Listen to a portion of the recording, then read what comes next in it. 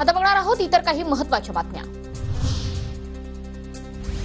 पुण्यात शास्त्री रोडवर एमपीएससी विद्यार्थ्यांचं रात्रभर आंदोलन। 25 तारखेची परीक्षा पुढे ढकला आणि 258 पदांसह महाराष्ट्र कृषी सेवेची परीक्षा घ्या, विद्यार्थ्यांची मागणी। 25 तारखेची परीक्षा तर होणारच, गट अ आणि गट ब ची जाहिरात 2 दिवसात प्रसिद्ध करणार। या संवर्गातील पूर्व परीक्षेचं आयोजन ऑक्टोबरमध्ये करण्यात येणार, आयोगाकडून स्पष्ट। बदलापूरच्या घटनेनंतर अकोल्यातही संतापजनक प्रकार समोर। शिक्षकाकडून विद्यार्थिनींना अश्लील व्हिडिओ दाखवत 6 विद्यार्थिनींचा विनयभंग। अकोल्यातील बाळापूर तालुक्यातील जिल्हा परिषद शाळेत धक्कादायक प्रकार।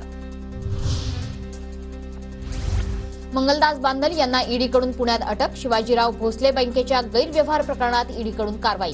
घरात 5 कोटी 60 लाख रुपये आढळून आल्याचीही माहिती।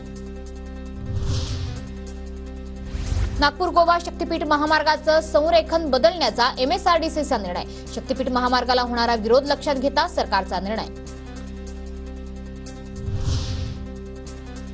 विविध संघटनांकडून आज भारत बंदची हाक। अनुसूचित जाती आणि अनुसूचित जमातीच्या आरक्षणात वर्गीकरण करण्याचा आणि क्रिमिलेअर अट लावण्याचा निर्णयाविरोधात बंद।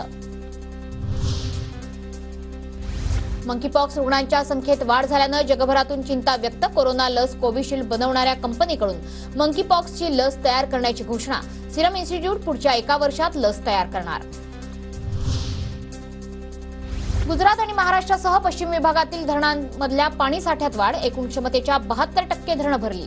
गेल्या वर्षीच्या तुलनेत 14% अधिक जलसाठा। केंद्रीय जल आयोगाच्या अहवालात माहिती। नागपुरात 31 ऑगस्ट रोजी मुख्यमंत्री लाडकी बहीण योजनेचा सोहळा। मुख्यमंत्री आणि दोन्ही उपमुख्यमंत्री उपस्थित राहणार। सोहळ्याची प्रशासनाकडून जय्यत तयारी सुरू।